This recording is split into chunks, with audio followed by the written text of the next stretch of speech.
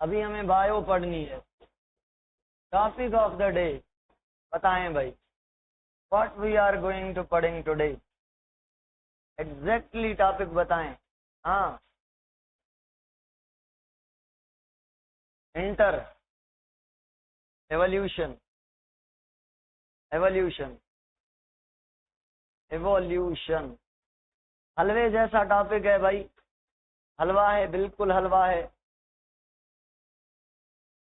बातों बातों में इसको सीखेंगे, फिर मैं 100-200 MCQs भेजूंगा, वो सॉल्व करना लाजमी। 2 दिन में ये चैप्टर कंप्लीट हो जाएगा। नाम है एवोल्यूशन। एवोल्यूशन का मतलब है ऑर्गेनिज्म के अंदर चेंज आए, और वो जो चेंज हो ग्रेजुअल चेंज हो, और बड़े टाइम के बाद चेंज आए। उस बड़ी चेंज, बड़े टाइम के बाद जो बड़ी चेंज आ रही है ग्रेजुअल ऑर्गेनिज्म में, उसको कहते हैं evolution.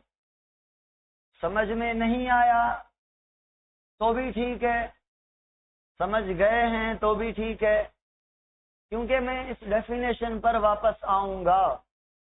Now moving to the some concepts regarding the change, that what is change actually. तो भाई मैं अब आपको बता रहा हूं कि चेंज क्या है। आप कहेंगे ऑर्गेनिज्म में जो चेंज आती है, डाइवर्सिफिकेशन, वेरिफिकेशन, इसको चेंज कहते हैं। कैसे आती है भाई चेंज ऑर्गेनिज्म में? आपको पता है, म्यूटेशन से। पहले कहा था एवोल्यूशन को चेंज, अब मैं म्यूटेशन को चेंज कह रहा हूं, डिफरेंस समझाऊंगा। खोपड़ी खुली रखें भाई, स्क्रू अपने ढीले कर दें ताकि चीजें माइंड में जाएं, फिर अपने खोपड़ी के स्क्रू जो है ना वो टाइट कर लें ताकि चीजें बिल्कुल अच्छे से फिट हो जाएं लॉन्ग टर्म मेमोरी में। ठीक है, चलो। अब म्यूटेशन के 2 टाइप हैं, 2 जगहों पर म्यूटेशन हो सकती है। एक म्यूटेशन हो सकती है सोमेटिक सेल्स में, बाजुओं में, हाथ में, पांव में, आंख में, नाक में, लिवर में, लंग्स में, गुर्दों में, फेफड़ों में, स्किन में, पैरों में, कहीं पर भी सोमेटिक पार्ट्स पर। क्या सोमेटिक सेल के अंदर जो म्यूटेशन होगी, वो म्यूटेशन वाली change of spring two of spring transfer होगी? अच्छा, किसी को कैंसर हो रही है स्किन की, लिवर की, लंग्स की, किडनी की, या किसी भी सोमेटिक पार्ट की कैंसर हो रही है। अब इस आदमी को कैंसर है, मेल या फीमेल को कैंसर है, क्या ये कैंसर या स्किन किसी रीजन की वजह से, एनवायरमेंटल फैक्टर की वजह से वाइट हो गई है, ब्लैक हो गई है, बंदा डार्क हो गया है, बंदा बॉडी बिल्डर हो गया है? हाँ, अब क्या ये बीमारियां, ये फैक्टर्स औलाद में ट्रांसफर होंगे? नहीं भाई नहीं।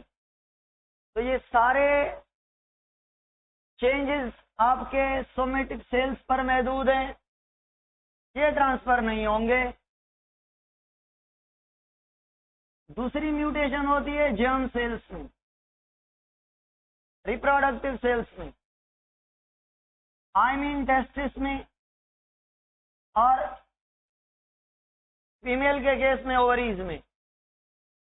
रिप्रोडक्टिव सेल्स में, जर्माइनल सेल्स में, स्पर्मेटोगोनियल सेल्स में, ऊगोनियल सेल्स में। समझ रहे हैं मेरी बातों को?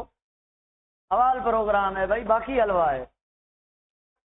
अगर इन सेल में कोई चेंज आए, इवन स्पर्म में चेंज आए, एग में चेंज आए, तो ये चेंज ऑर्गेनिज्म भले भले भले ऑर्गेनिज्म में वो चेंज जाहिर ना हो, मगर उसके जर्म सेल में चेंज आ गई है, तो ये उसके नई जनरेशन में ट्रांसफर होगी।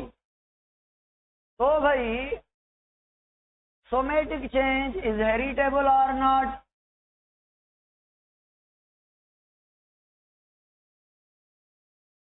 Non heritable.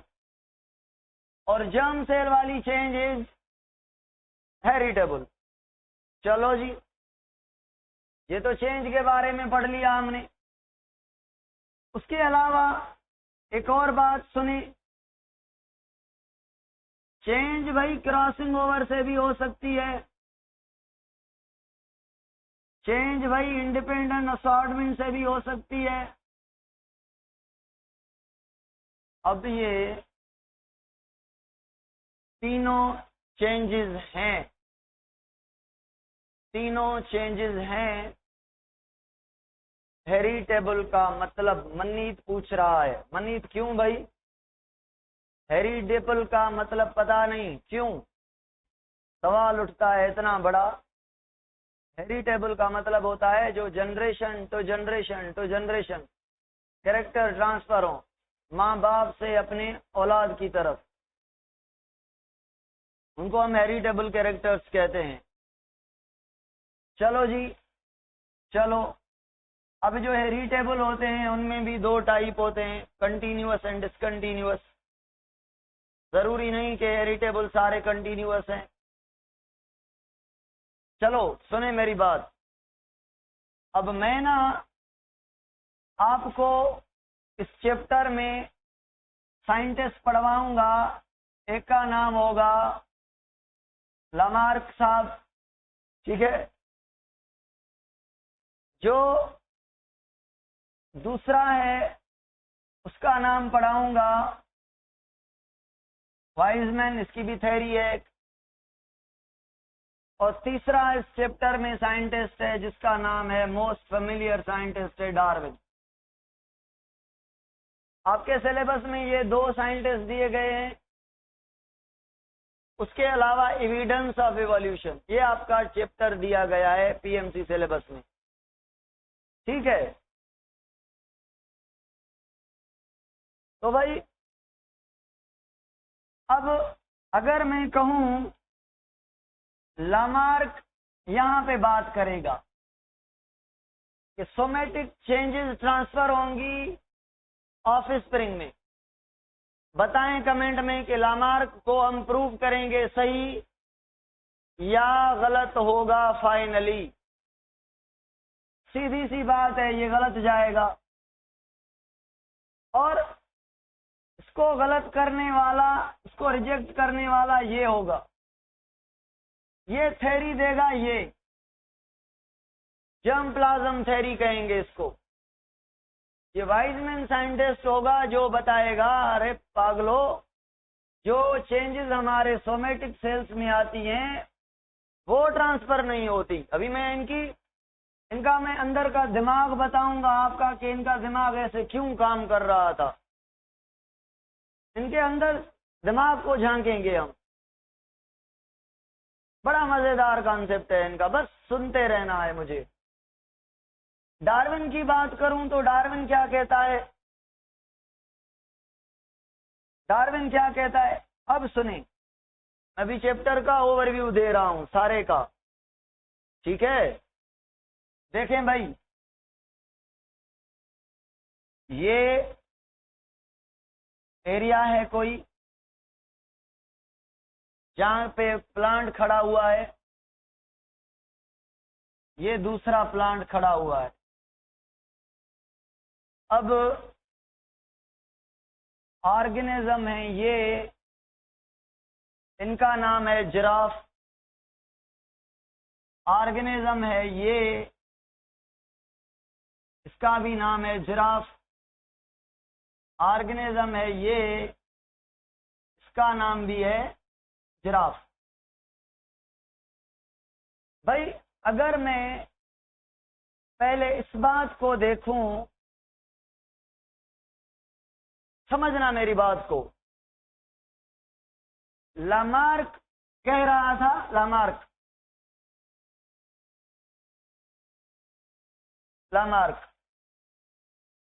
कह रहा था कि एक जमाना था जब एनवायरमेंट में धरती पर फूड खत्म हो गया, फ्लड की वजह से, डिजास्टर की वजह से, किसी भी वजह से फूड खत्म हो गया, नीचे से फूड बचा ऊपर दरख्तों पर। जो जिराफ थे पिछले जमाने के, उनकी टांगें और नेक छोटे थे। उन्होंने क्या किया, फूड को पहुंचने के लिए, सर्वाइवल के लिए इन्होंने अपनी 4 लिम्स टांगें क्या की, यूज। और ये यूज करते करते करते इनकी जो टांगें हैं वो आगे वाली बड़ी हो गई और नेक भी हो गई बड़ी। तो ये मैंने क्या पढ़ाया लेमार्क में से, लेमार्क कह रहा है कि जिराफ छोटी टांग वाले में से बड़ी टांग वाला ऐसा बन गया है। कैसे? लेमार्क कहेगा ऑर्गेनिज्म इवॉल्व करता है अपनी खुशी से, डिजायर से। मुझे ऐसा करना है, ऐसा होना है, हो जाता है। क्या कहा इसने, मुझे टांगें बड़ी करनी है, नेक लंबी करनी है, फुट तक पहुंचना है, पहुंच गया। अब इसमें चेंज कौन सी आई, कमेंट में बताएं तो मैं आगे चलूं। Increase in the length of forelimb and increase in the length of neck respectively. और इसने जानबूझकर इन दोनों चीजों को बड़ा किया। अब लामार्क कह रहा है जब ये बड़ा हो गया, पहुंच गया, खाने लगा, फूड मिल गया, अब इसके जो बच्चे पैदा होंगे, इसके जो ऑफस्प्रिंग पैदा होंगे, तो उनकी ऑफस्प्रिंग की टांगें और नेक भी अपने बाप जैसी होंगी। टांगें और नेक अपने बाप जैसी होंगी। अब डार्विन की बात बता रहा हूं, फिर आप डिफरेंस करना। अब डार्विन की बात कर रहा हूं। डार्विन कह रहा है कि ये दरख्त है, सेम। डार्विन का रिप्लाई है टू द लामार्क कि भाई ऐसा नहीं है कि जिस ऑर्गेनिज्म ने चाहा और बड़ा हो गया। बात कुछ यूं है, डार्विन कह रहा है बात कुछ यूं है कि एनवायरनमेंट जो है वो ऑर्गेनिज्म को सिलेक्ट करता है रहने के लिए। तो मैंने 2 ऑर्गेनिज्म बनाए हैं डार्विन के केस में, एक ये वाला और एक ये वाला। एक की छोटी टांगें, छोटी नेक, दूसरे की बड़ी टांगें और बड़ी नेक। ठीक है। तो डार्विन का कहना है जैसे इंसान, देखो भाई, इंसान एक किस्म के हैं, एक जैसे हैं सारी दुनिया में नहीं ना, वैरायटी है। तो डार्विन पहले तो कहता है ऑर्गेनिज्म के अंदर क्या है, वैरायटी है। वो वैरायटी वाले ऑर्गेनिज्म रहते हैं कहां पर, एनवायरनमेंट में। कोई टाल, कोई छोटा, कोई काला, कोई पीला, कोई मोटा, कोई पतला, वैरायटी है ऑर्गेनिज्म में। अब ये जो वैरायटी है, अब कह रहा है फ्लड की वजह से घास खत्म हो गया, धरती से हर चीज खत्म हो गई। अब जब ये सारी चीजें खत्म हो गई, अब ऑर्गेनिज्म 2 टाइप के हैं, डार्विन कह रहा है। 1000 मान लें ऐसे हैं, या 1 लाख कह लें, 10,000, 100 ऐसे हैं बड़ी टांगों वाले। डार्विन कह रहा है अब एनवायरनमेंट किसको सपोर्ट कर रहा है, नीचे फुट नहीं है, ऊपर है। 1 को या 2 को बताएं कमेंट में। तो कह रहा है एनवायरमेंट क्या करता है, ऑर्गेनिज्म को सिलेक्ट करता है। कहां से सिलेक्ट करता है? Out of all. ऑल का मतलब है वैरायटी ऑफ ऑर्गेनिज्म। अब भाई मैंने 2 किस्म के बनाए, इतनी तो वैरायटी नहीं बनाई। 100 ऐसे हैं, 1000 ऐसे हैं, 10,000। अब जब फ्लड की कमी आई, फ्लड आया, पानी आया, फुड बह गया, फुड नहीं है, तो ये बचेंगे भी नहीं। डार्विन ने कहा एनवायरमेंट ने इनको खत्म कर दिया। बची ये गए हैं, 100 हैं या 10 हैं, ये बचे हैं। तो जो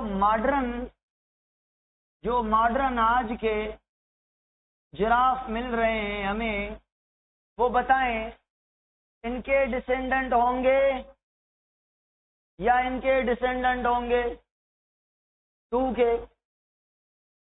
तो डार्विन का व्यू क्या है और लामार्क क्या है? यही छोटी टांगों वाला इवॉल्व करके बड़ा हो गया है अपनी डिजायर से। लामार्क का व्यू ऐसा नहीं है भाई। डिफरेंट टाइप के ऑर्गेनिज्म हैं, उनमें से जो इन्वायरमेंट के साथ बॉन्ड बना लेगा अच्छी, वो सरवाइव करेगा। मुझे बताएं कौन सा साइंटिस्ट है जो कह रहा है कि ऑर्गेनिज्म में डाइवर्सिफिकेशन चेंज होनी चाहिए, मगर कौन रहेगा, कौन इवॉल्व करेगा, कौन रिप्रोड्यूस करेगा, ये उसका एनवायरनमेंट डिसाइड करेगा। Right the name of scientist. और वो कौन है साइंटिस्ट जो कह रहा है कि ऑर्गेनिज्म के ऊपर एनवायरनमेंट का असर तो है, मगर उस एनवायरनमेंट में ऑर्गेनिज्म अपनी मर्जी से चेंज लाएगा। Sir Lamarck. तो सर मुझे ये आप बताएं कौन सा साइंटिस्ट है जिसके अकॉर्डिंग स्पीशी कभी भी खत्म नहीं होंगी, एक्सटिंक्शन नहीं होगी, और कौन कह रहा है कि स्पीशी जो है वो एक्सटिंक्ट हो सकती हैं, नामो निशान खत्म। ये कह रहा है जितनी भी वीक स्पीशी हो वो अपने आप को इवॉल्व कर लेगी। समझ आ रही है कि असली मसला ये है। डार्विन कॉन्सेप्ट कर रहा है एक्सटिंक्शन का। चलो जी एक और बात बताएं आगे चल के। एक और मैंने जगह बनाई है, मैंने प्लांट रखा है, मैंने ये और ये और ये। अब 2 केसेस हैं आपके सामने। एक में सॉइल के पास मिनरल थोड़े हैं, एक में सॉइल के पास मिनरल बहुत ज्यादा हैं। अब बताएं ये जो सॉइल है 1 वाली, ये वाली, और ये 2 वाली, ये वाली, ये किसको ज्यादा सपोर्ट कर रही है? सॉइल का मतलब है मेरा एनवायरनमेंट।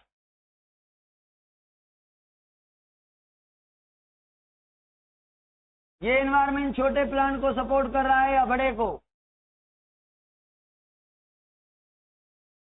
भाई एनवायरनमेंट कह रहा है भाई मुझ में इतने साल्ट, इतना वाटर, इतने रिसोर्सेज नहीं है, आप तो नहीं रह सकते मुझ में, इतना खाने वाला मेरे पास सिस्टम ही नहीं है। और इसको कहेगा अरे वाह भाई आप तो बने ही मेरे लिए हो, खाओ पियो जितना, आपसे तो मेरे पास ज्यादा है। तो ये कॉन्सेप्ट डार्विन का लग रहा है आपको या लामार्क का? इसमें एनवायरनमेंट सेलेक्ट कर रहा है ऑर्गेनिज्म को या नहीं? इस एनवायरनमेंट जब सिलेक्ट करे ना ऑर्गेनिज्म को, इसको कहते हैं नेचर की सिलेक्शन। तो हम पढ़ेंगे आज डार्विन की थ्योरी ऑफ नेचुरल सिलेक्शन। अच्छा, ये बताएं, यहाँ पे बताएं, ये कॉन्सेप्ट बताएं। यहाँ पे मिनरल्स वाटर तो ज्यादा हैं, मगर जो प्लांट है बड़ा वाला, उसकी रूट भी बड़ी है, तो ये सारी चीजें ले लेता है। ठीक है, डीप है, चीजें डीप है, नीचे है, साल्ट बहुत ज्यादा नीचे है, ऊपर इतने साल्ट नहीं है। ठीक है, अब बताएं ये एनवायरनमेंट किसको सपोर्ट कर रहा है, बड़े को या छोटे को, 1 को या 2 को? अब बड़े को सपोर्ट कर रहा है। तो मुझे ये बताएं, डार्विन कह रहा है ऑर्गेनिज्म के अंदर क्या है, चेंज है। 1, 2 या 3 टाइप के ऑर्गेनिज्म है, 4, 5 टाइप के। उनमें से ऑर्गेनिज्म 1 को क्या करता है या 2 को क्या करता है, सिलेक्ट, बाकी को डिससिलेक्ट करता है। अब क्या जरूरी है डार्विन के नजरों में कि ऑर्गेनिज्म जो ऑर्गेनिज्म सिलेक्ट करे, एनवायरनमेंट जिस ऑर्गेनिज्म को सिलेक्ट करे, वो बड़ा होना जरूरी है, मोटा होना जरूरी है, अच्छा खासा होना जरूरी है, हाँ, छोना मोना होना जरूरी है, हाँ, पतला स्लिम स्मार्ट होना जरूरी है? नहीं भाई, वो कैसा भी हो, एनवायरनमेंट के रिसोर्सेज के अकॉर्डिंग ढल जाए, ठीक है, वही अच्छा है। तो डार्विन आपको कहेगा नेचुरल सिलेक्शन में ऑर्गेनिज्म में क्या होती है, चेंज 2 किस्म की।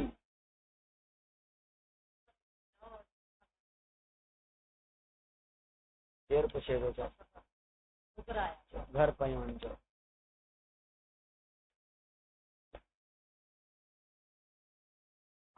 चेंज 2 किस्म की चेंज है ऑर्गेनिज्म में, 2, पॉजिटिव और नेगेटिव। पॉजिटिव किसको कहा डार्विन ने, जिसको एनवायरनमेंट सपोर्ट करे,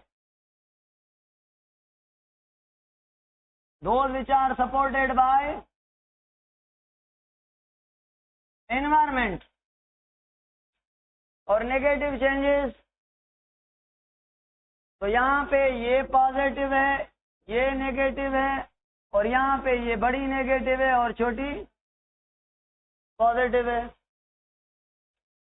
समझ आ रहा है भाई? बकार पानी पियार ताजो।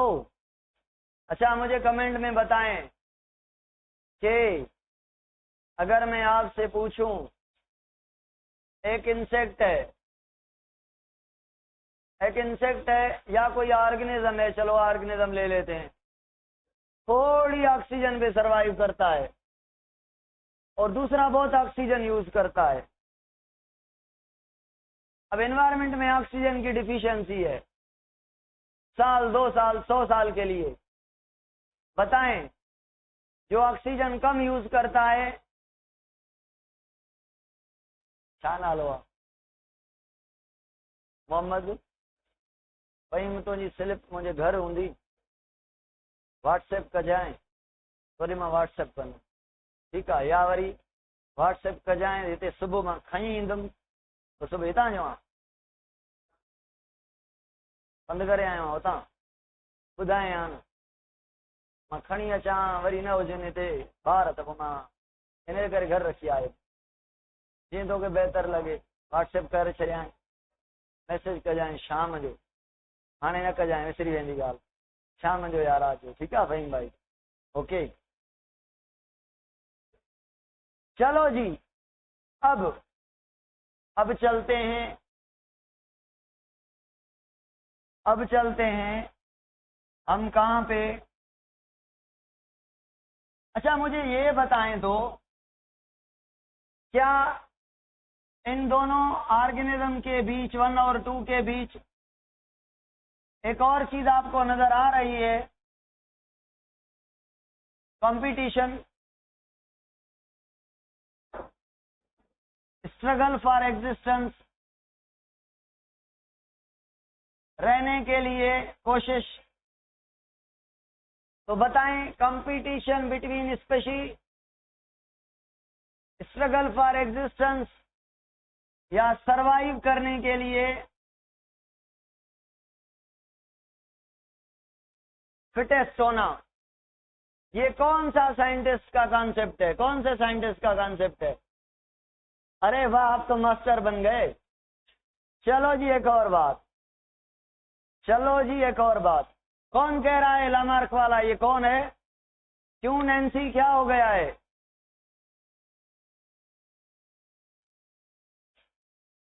कंपटीशन,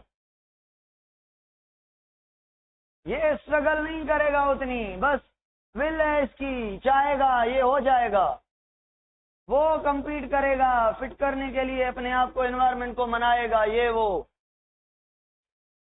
अच्छा, एनवायरनमेंट पर evolution of organism by environment कौन सी है? डार्विन की या लामार्क की? डार्विन की। लामार्क में भी एनवायरनमेंट का रोल है, मगर सिलेक्शन एनवायरनमेंट नहीं करता। रोल है एनवायरनमेंट का, मैं दिखाऊंगा, पढ़ाऊंगा मैं।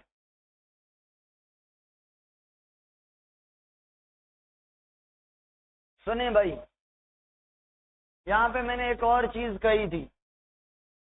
क्या कहा था मैंने? सोमेटिक चेंज ट्रांसफर होंगी, लामार्क का कॉन्सेप्ट होगा।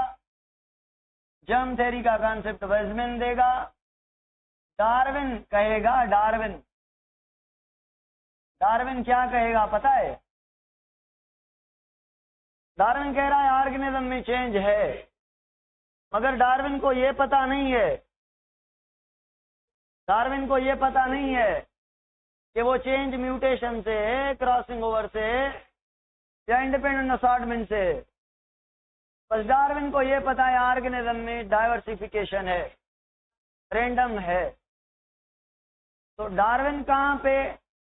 वैसे तो बाकी सबसे अच्छा है। कमी क्या है डार्विन की? क्लियरेंस रिगार्डिंग द चेंज, कि आई कहां पे, कैसे ट्रांसफर हुई, ये डार्विन ने नहीं बताया। ये मैंने आपको बताए हैं 3 टाइप्स।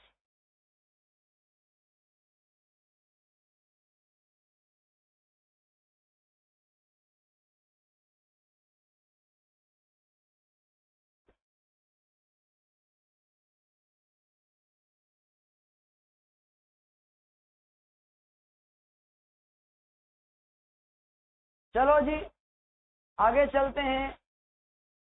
तो आ गए हम अब एक और कॉन्सेप्ट पर के 5 बिलियन ईयर अगो, आज से 5 बिलियन ईयर अगो एक धमाका हुआ जिसका नाम है बिग बैंग। इंसान तो था ही नहीं, साइंटिस्ट कह रहे हैं। ठीक है, यहां पे एक बात बतानी है आपको।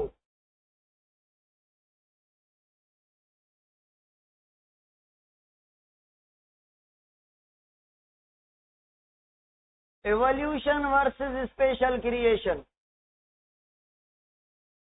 हाँ भाई, कमेंट में बताएं। जो मज़ाहिब वाले लोग हैं वो कहते हैं जो क्रिएटर है दुनिया का, उसने क्रिएट किए हैं ऑल ऑर्गेनिजम्स सेपरेटली, और एवोल्यूशनिस्ट कहते हैं अर्थ भी नहीं थी, अर्थ भी इवॉल्व हुई है, लाइफ भी नहीं थी। फर्स्ट लाइफ जो है आर्की बैक्टीरिया बनी है, फिर आर्की बैक्टीरिया से, नॉर्मल बैक्टीरिया से, ब्लू ग्रीन एल्गी से, यूकैरियोट से, मल्टी सेलुलर ऑर्गेनिज्म, और आज तक इवोल्यूशन हुई है।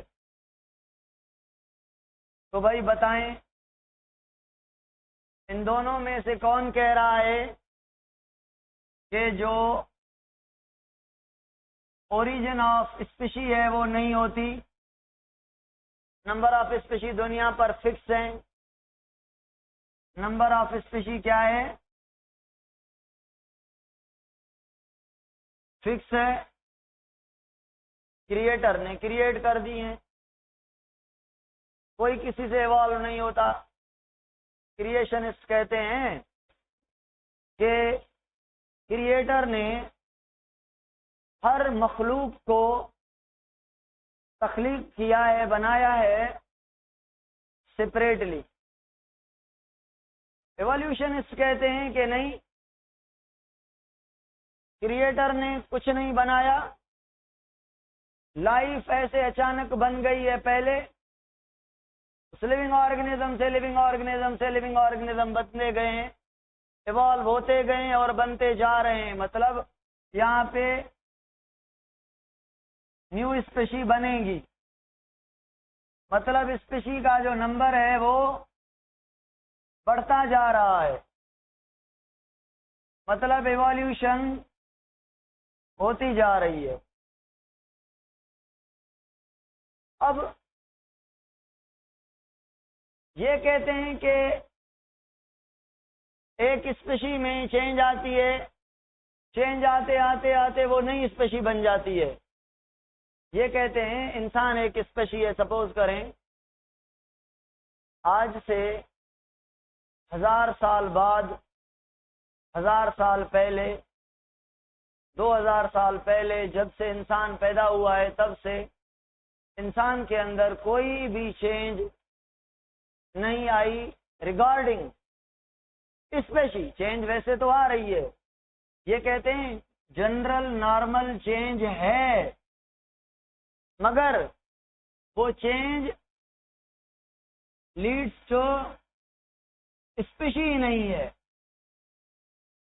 मतलब इंसान बहुत सारे हैं, इंसान अलग अलग बनेंगे, लंगड़े, काले, पतले, मोटे, होशियार, टैलेंटेड, कम ज़र्फ, ये होते रहेंगे। चेंज आएगी, शक्ल चेंज होगी, ये वो होगा, स्पेशी नहीं बनेगी। नहीं। अब नई स्पेशी का क्या कॉन्सेप्ट है?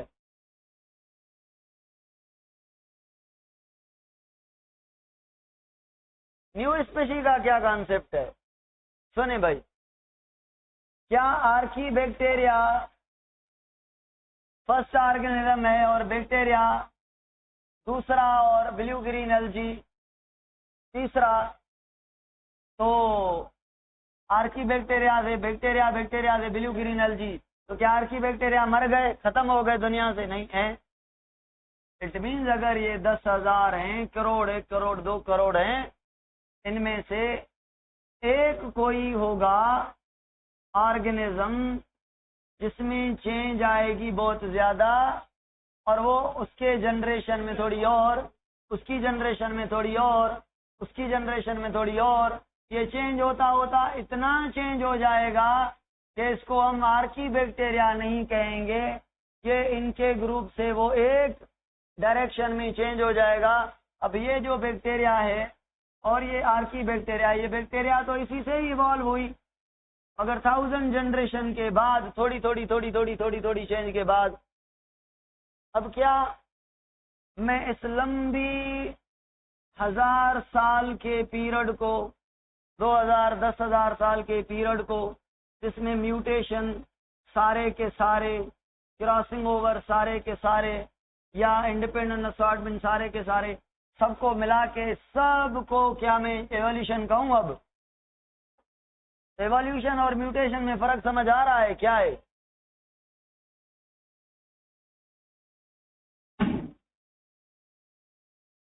एवोल्यूशन और म्यूटेशन में फर्क समझ आ रहा है?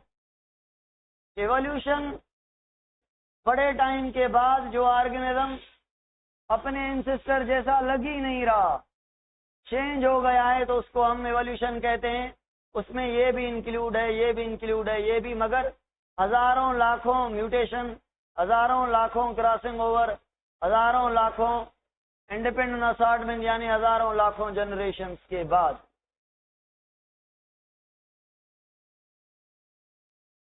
ओके, तो इनका रोल इवोल्यूशन में है कि नहीं है? है भाई, है भाई, नहीं है भाई? ठीक है,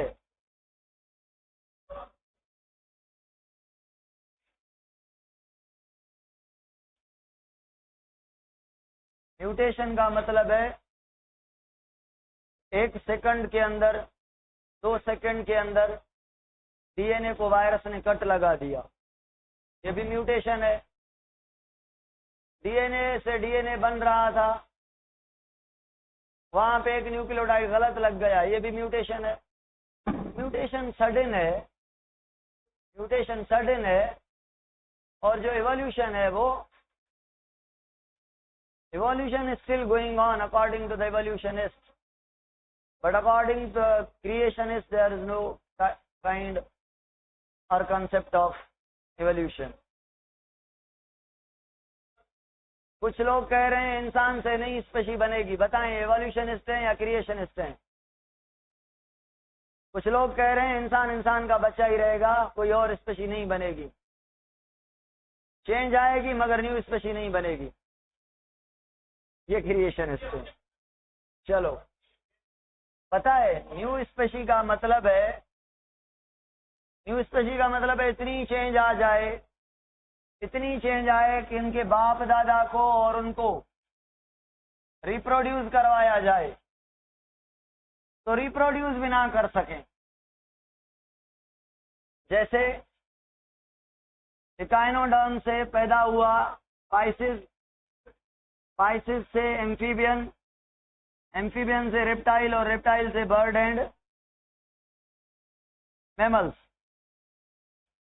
तो क्या अब बर्ड रिप्रोड्यूस कर पाएंगे एम्फीबियन से, रेप्टाइल से? इवन बर्ड से भी रिप्रोड्यूस नहीं कर पाएंगे, जो अलग है, नई स्पीशीज है। कॉन्सेप्ट क्लियर हो गया होगा कि न्यू स्पीशीज का मतलब क्या है? इतनी चेंज कि वो उसके बाप दादा और उसके डिसेंडेंट इतने चेंज हो जाएं कि रिप्रोड्यूस ना कर पाए। तो बताएं, एक एंसेस्टर और एक डिसेंडेंट में से न्यू स्पीशीज कौन है और उसका बाप दादा कौन है? ये उसका बाप दादा है, ये न्यू स्पीशीज है। अब इवॉल्व ज्यादा कौन है, डिसेंडेंट या एंसेस्टर?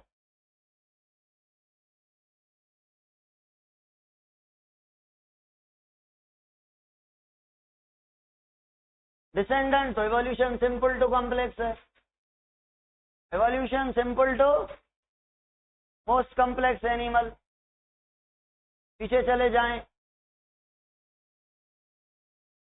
मुझे ये बताएं कौन सा साइंटिस्ट था दोनों में से, डार्विन और लामार्क में से, जिसने कहा, जिसने क्या कहा? लामार्क की बात बताता हूं। लामार्क ने पता है क्या कहा? पुराने जमाने में ऑर्गेनिज्म होंगे, फूड खत्म हुआ होगा, उन्होंने जोर लगाए होंगे, नेक बड़ी हो गई होगी और नेक भी बड़ी हो गई होगी, लेग भी बड़ी हो गई होगी। आज के आपको जो जिराफ बड़ी टांग वाले नजर आ रहे हैं, ये ऐसे इवॉल्व हुए। ठीक है, और डार्विन मतलब टोटली पास्ट की बात की, कोई प्रूफ नहीं था आज की बात से। पता है डार्विन ने क्या कहा? डार्विन ने, कमेंट में बताएं, लामार्क का ऑर्गेनिज्म कौन सा है जिस पर उसने स्टडी की? Giraffe and snake. और डार्विन का फिंच।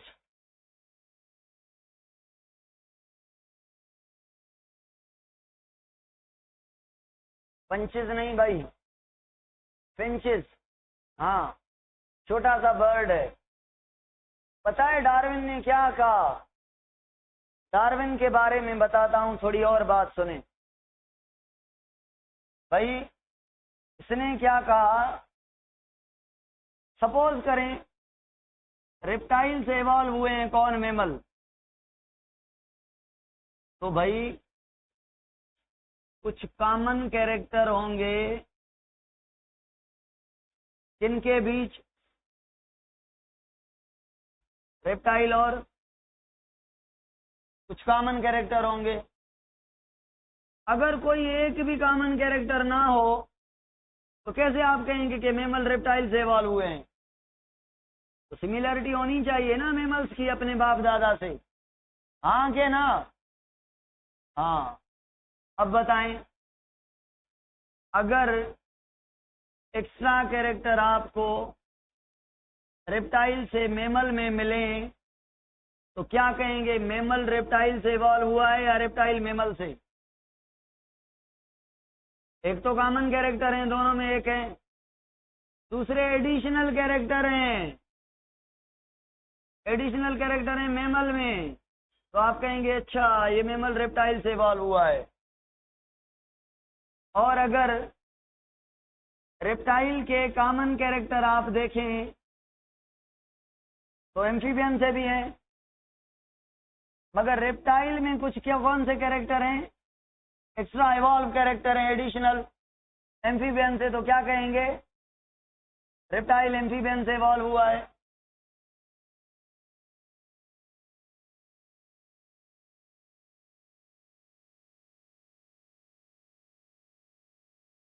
वेस्टिजल होते हैं, उन पर आएंगे। वेस्टिजल क्या क्या कॉन्सेप्ट है, फिट करेंगे उनको भी कहीं ना कहीं। चलो भाई, अब मुझे बताएं कि डिसिमिलरिटी और सिमिलरिटी को स्टडी करना डार्विन के लिए इंपॉर्टेंट है या लामार्क के लिए? मतलब किसने स्टडी की सिमिलरिटी और डिसिमिलरिटी की?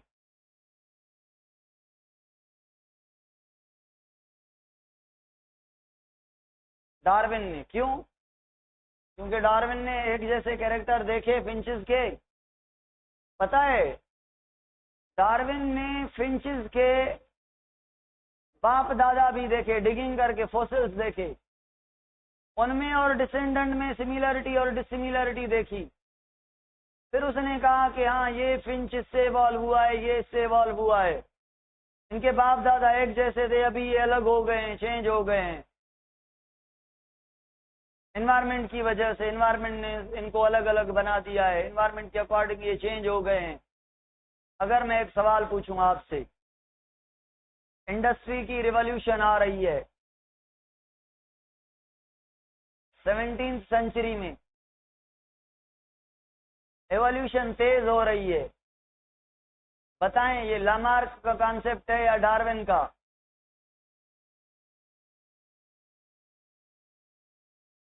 सब डार्विन कह रहे हैं। क्यों? डार्विन का। क्यों? पर क्यों? सही है, पर क्यों? क्योंकि इंडस्ट्रियल रिवॉल्यूशन आई है, मतलब माहौल खराब हो गया है। माहौल खराब हो गया है मतलब माहौल का जो हाथ है वो भारी पड़ रहा है ऑर्गेनिज्म पे। ऑर्गेनिज्म पर अफेक्ट हो रहा है तो ऑर्गेनिज्म में चेंज आ रही है। चेंज आ रही है तो ऑर्गेनिज्म डिससेलेक्ट और सिलेक्ट हो रहे हैं कि ये रहेंगे बाकी बस, ये रहेंगे बाकी बस। चलो भाई, चलो भाई, चलो भाई, ठीक है। चलो जी, अब सुने मेरी बात एक और। ये इंडस्ट्रियल रिवॉल्यूशन से, अच्छा ये ऑर्गेनिज्म इससे इवॉल्व, ये इससे इवॉल्व, ये इससे इवॉल्व, ये इससे इवॉल्व हुआ, इसको क्या कहते हैं? क्या ढूंढना? फाइलिटिक लाइनेज ढूंढना। ये किसके अकॉर्डिंग कॉन्सेप्ट मैच करता है, डार्विन के साथ या लामार्क के साथ? डार्विन। एंसेस्ट्री मालूम करना, Darwin. Common character, similarities and dissimilarities, Darwin. समझ आ रही है भाई? तो चलो अब चलते हैं आगे और एक कॉन्सेप्ट पूरा करते हैं जिसका नाम है क्या? देखें भाई, आज से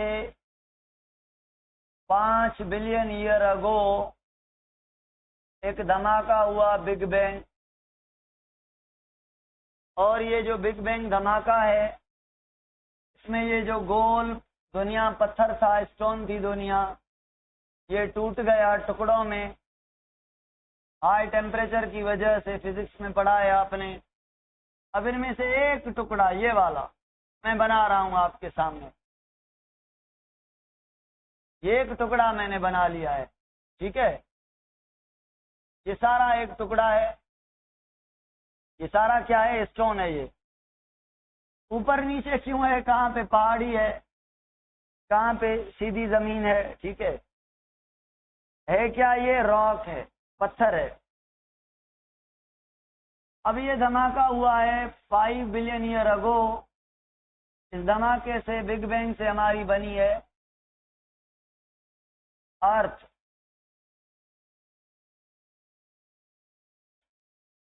अब अर्थ बन गई। बताएं एट दैट टाइम ये जो रॉक है, ये गर्म होगा या ठंडा होगा?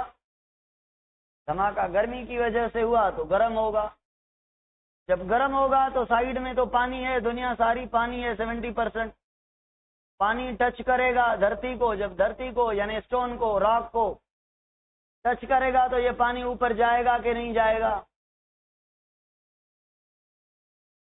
जब ऊपर जाएगा, एवापोरेट करके जाएगा। तो आपको कॉन्सेप्ट पता है, 1000 फीट ऊपर जाने पर 6.5 सेंटीग्रेड टेम्परेचर में कमी आती है। इसीलिए जो आर्कटिक, एनार्कटिक रीजन, नारायण कागान, चित्राल, चिलास, ये सारे इस्लामाबाद, मरी वाले इलाके हैं ऊपर वाले, ये ठंडे होते हैं। गोरखिल, ऊपर जाने पे ठंड बढ़ती है, टेम्परेचर कम होता है। जब ये पानी ऊपर जाएगा तो पानी पानी से मिलके फिर क्या बन जाएगा? रेन। और रेन सेम बरसेगा। बरसेगा पानी in the form of rain. तो पानी जमीन से टकराएगा, फिर एवापोरेट होगा, फिर एवापोरेट होगा, फिर नीचे आएगा, फिर एवापोरेट होगा, फिर नीचे आएगा। तो ये पानी की साइकिल चलेगी। कभी ना कभी 100 सालों के बाद ये पत्थर कुछ ठंडा होगा। जब ये पत्थर कुछ ठंडा होगा तो इस पत्थर पर पानी रुकना शुरू करेगा। और जब यहाँ पे पानी ने रुकना शुरू कर दिया तो ये साइंटिस्ट कहते हैं कि 3.5 बिलियन ईयर अगो, आज से फर्स्ट लाइफ इवॉल्व हुई धरती पर। और जो वो फर्स्ट लाइफ है वो है आर्की बैक्टीरिया।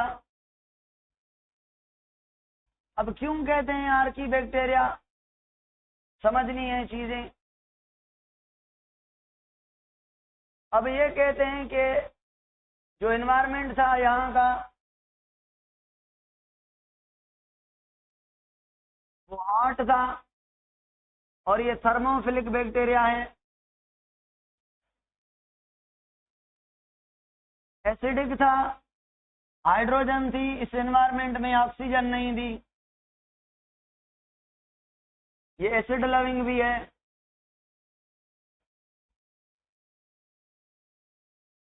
ऑक्सीजन नहीं थी, ये एनएरोबिक है, रह लेता है। ओजोन नहीं थी, यूवी रेडिएशन डायरेक्ट लगते थे धरती पर, ये यूवी रेडिएशन को भी रेजिस्ट करता है। कुल मिला के साइंटिस्ट कह रहे हैं आज तक जितनी भी लाइफ है, 1 मिनट में पानी पी लूं।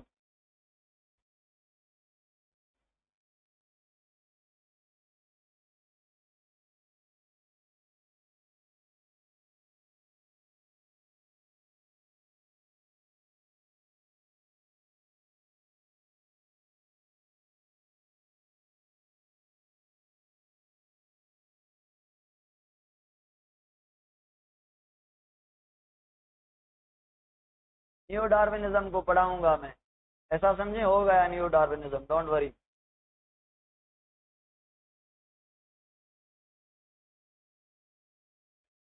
हर्ष मुझे ये बताएं, डार्विन ने बताया था कि चेंज आ कहां से रही है, कैसे आ रही है, कैसे ट्रांसफर हो रही है? नहीं, उसने ये कहा था चेंज दो किस्म की है, पॉजिटिव और नेगेटिव। पॉजिटिव वो जिसको एनवायरनमेंट सपोर्ट करे, नेगेटिव वो जिसको एनवायरनमेंट एक्सक्लूड करे। तो कुछ साइंटिस्ट आएंगे, वो चेंज का बताएंगे, डार्विन के साथ जोड़ देंगे, ये कॉन्सेप्ट न्यू डार्विनिज्म बन जाएगा, देखना।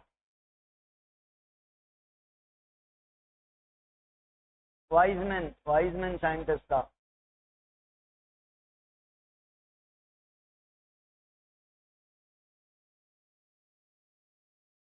इन साइंटिस्ट को तो कल पढ़ेंगे, आज तो ये हवाल प्रोग्राम है भाई।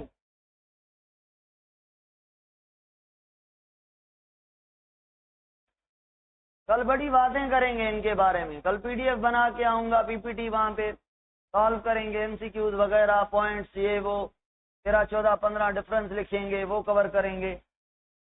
चलो भाई, कहां पर थे, कौन सी बात कर रहा था मैं? हाँ, याद आ गया मुझे। मैं कह रहा था आज तक जितने भी फॉसिल मिले हैं या जितने भी ऑर्गेनिज्म धरती पर प्रेजेंट हैं, साइंटिस्ट ने किसी एक को भी इस काबिल नहीं समझा कि ऐसे एनवायरनमेंट में रहें। और आर्कीबैक्टीरिया ऐसा ओनली सिंगल ऑर्गेनिज्म है जो ऐसे एनवायरनमेंट में रहता है, आज भी एक्सपेरिमेंटली प्रूव है। तो बताएं पहला इसके अलावा कौन हो सकता है? यही हो सकता है, एसिड रेजिस्टेंट, हॉट एनवायरनमेंट में रहना, एनारोबिक रेस्पिरेशन करना, यूवी रेडिएशन को सहना। ठीक है, चलो भाई, अब बताएं कमेंट में, एनवायरनमेंट हाइड्रोजन वाला था या ऑक्सीजन वाला? आई मीन एनवायरनमेंट रिड्यूसिंग था या ऑक्सीडाइजिंग था? रिड्यूसिंग था, ऑक्सीजन वाला नहीं था, ऑक्सीजन लेस था, ऑक्सीजन लेस था, ऑक्सीजन नहीं थी। तो बताएं रेस्पिरेशन कौन सी होगी? पहले ऑर्गेनिज्म एरोबिक है, एनारोबिक?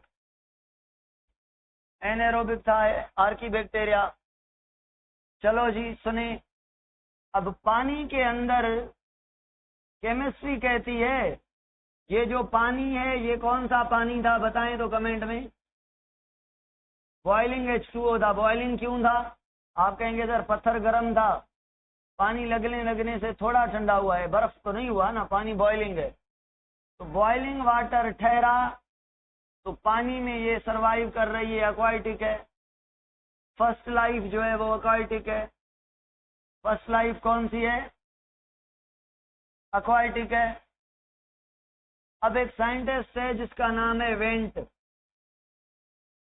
उसने एक एक्सपेरिमेंट किया।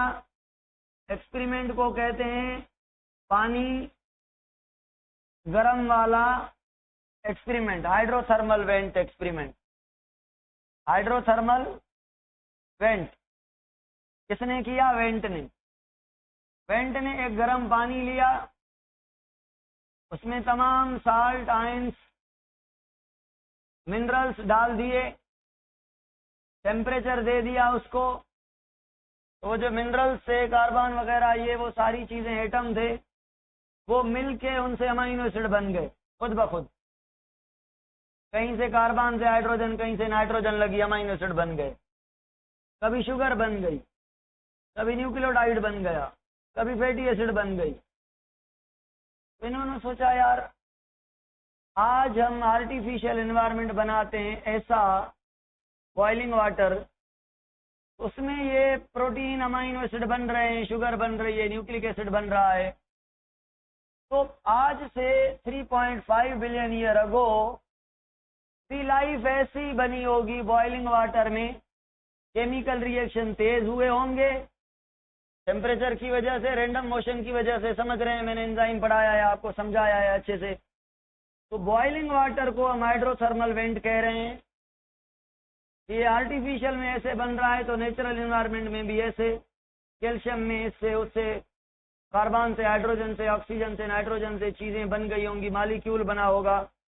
फिर जो मॉलिक्यूल है उससे ये बन गया होगा डायरेक्ट सेल। तो भाई मुझे कमेंट में ये बताएं, पहली जो लाइफ है लिविंग ऑर्गेनिज्म से बनी है या नॉन लिविंग से?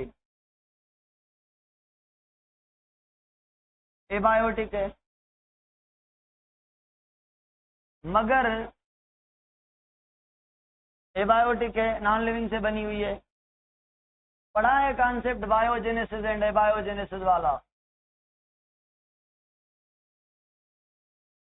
9th में। डेड से लिविंग ऑर्गेनिज्म का बनना, लिविंग से लिविंग का बनना। तो बताएं फर्स्ट लाइफ कौन से कॉन्सेप्ट के अकॉर्डिंग के है?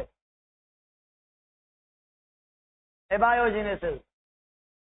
एनवायरमेंट कौन सा था? रिड्यूसिंग था। अब नाउ एंसेस्टर वो एक ही है। अब उससे डिफरेंट ऑर्गेनिज्म बनते जा रहे हैं, बनते जा रहे हैं, बनते जा रहे हैं, बनते जा रहे हैं, बनते जा रहे हैं, बनते जा रहे हैं। बड़ी एक लंबी लाइन लग गई है, एंजियोस्पर्म प्लांट और तक बात पहुंच गई है। ठीक है, 1 मिनट कॉल देखूं मैंने आसिफ। ठीक है, अब बनते जा रहे हैं। पुराना जो एंसेस्टर है वो कितने है? वो एक ही है। यानी अब कौन सा कॉन्सेप्ट चल रहा है? अब ऐसा नहीं कि दूसरा आर्की बैक्टीरिया या दूसरी कोई नया एंसेस्टर बनेगा फिर उससे भी लाइफ स्टार्ट होगी। दूसरा एबायोजेनेसिस होने वाला नहीं है। क्यों दूसरा एबायोजेनेसिस नहीं होगा बताएं कमेंट में। क्योंकि ऑक्सीजन है, अब एनवायरमेंट रिड्यूसिंग नहीं है। कुछ भी बनना स्टार्ट होगा तो ऑक्सीजन उसको थोड़ी देर के बाद तोड़ देगी। तो साइंटिस्ट का मानना है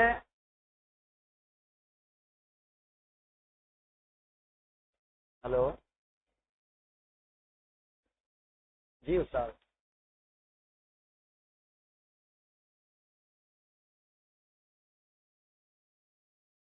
अच्छा हलो मां ॾिसां थो कंहिंखे कॉल कयां त मूंखे ख़बर कान्हे मां केरु अथनि गॾु, मां कॉल करे पुछी ॿुधायां।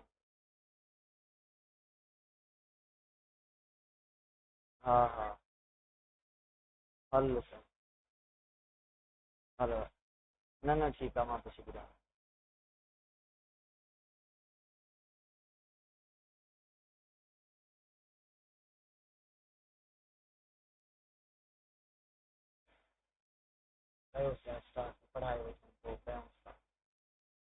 हाँ भाई, यहाँ तक क्लियर हुआ?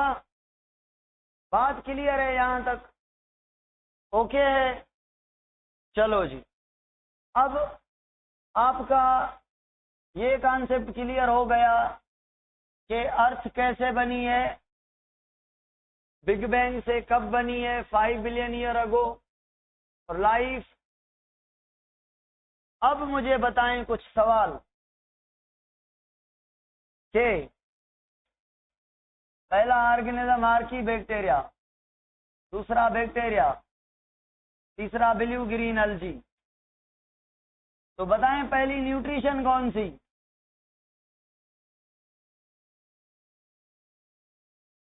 सही है, केमो हेट्रोट्रॉफ।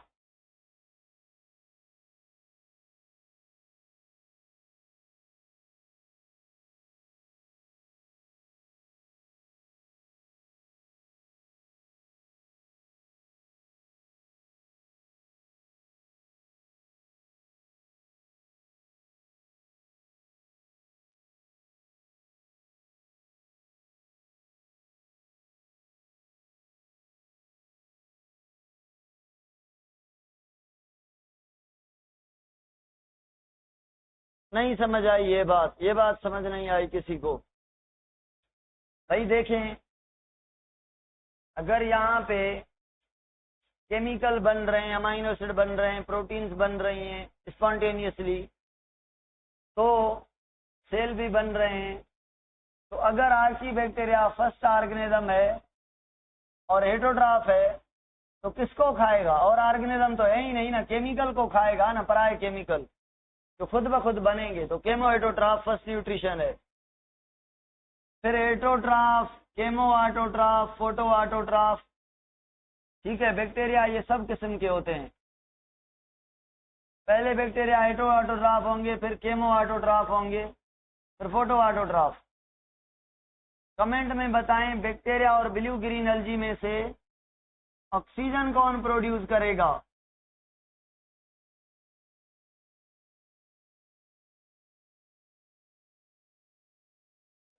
फिजिक्स में भी आज ना हो।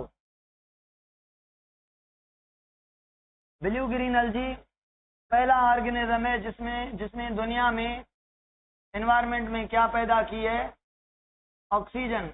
एनवायरनमेंट को क्या बनाया है? रिड्यूसिंग से ऑक्सीडाइजिंग, ऑक्सीडाइजिंग।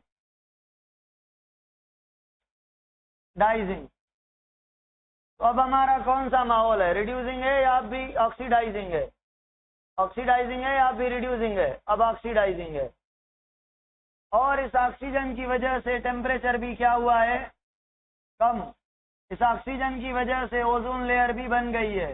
इस ऑक्सीजन की वजह से यूवी रेडिएशन भी बच गए हैं। इस ऑक्सीजन की वजह से एसिडिटी भी कम हो गई है, पीएच मेंटेन हो गई है दुनिया की।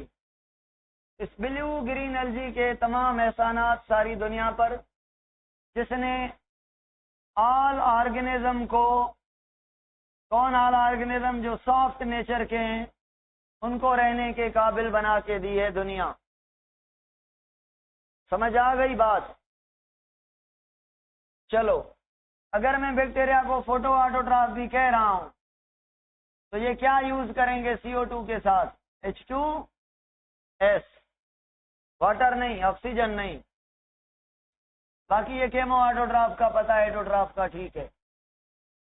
अब बताएं इनकी रेस्पिरेशन कौन सी होगी?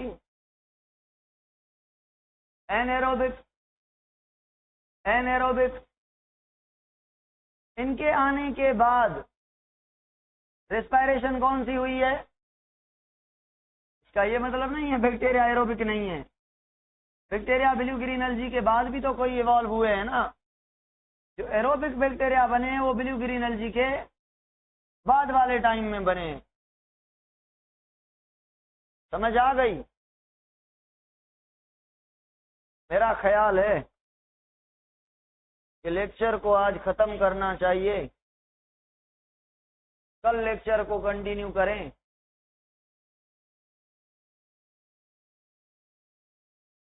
सिमरती कह रही है कि जो बैक्टीरिया है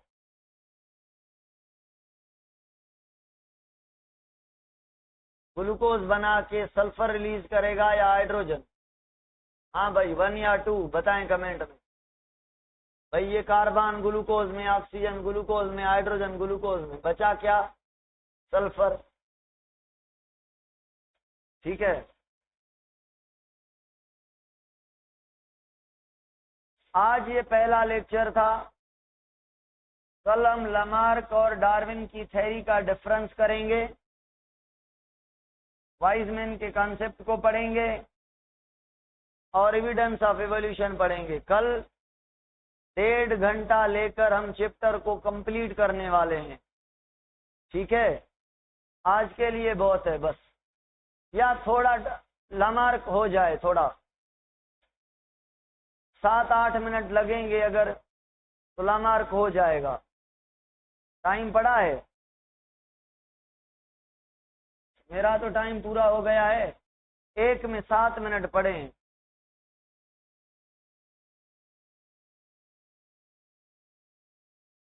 फिजिक्स का मैं बता रहा हूं, वेट करें 5 minute. Blue green algae aerobic. नमाज का टाइम होने वाला है। 1 बजे तो छुट्टी है भाई, वैसे भी 7 मिनट पड़े हैं। ठीक है, ओके वाला, ओके ओके।